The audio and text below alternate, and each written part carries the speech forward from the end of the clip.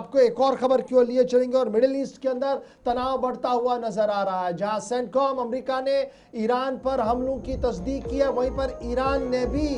आसपास की रियासतों पर ताबड़तोड़ हमला किया है। बड़ी खबर यह कि ईरान की तरफ से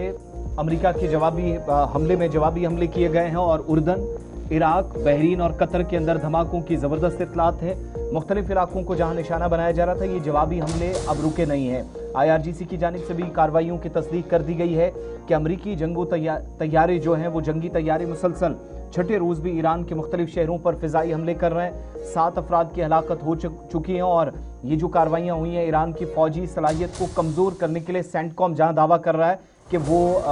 इनको जारी रखेगा, लेकिन दूसरी तरफ अमरीकी फिजाई कार्रवाइयों के बाद ईरान का ये दावा है कि उसने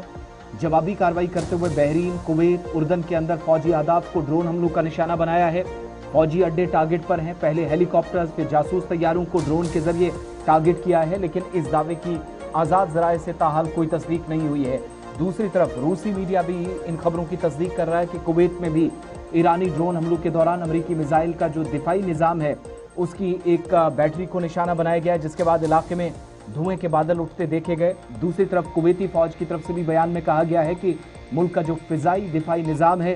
दुश्मन की तरफ से दागे गए मिसाइलों और ड्रोन्स को नाकाम बनाने के लिए मुतहरिक है और सूरत हाल पर मुसलसल नज़र रखी जा रही है। दूसरी जानिब ये भी तस्दीक हो रही है कि मुल्क के मुतअद्दिद यानी कुवैत के अंदर, उर्दन के अंदर इन जवाबी हमलों के दरमियान जब ईरान अटैक्स कर रहा है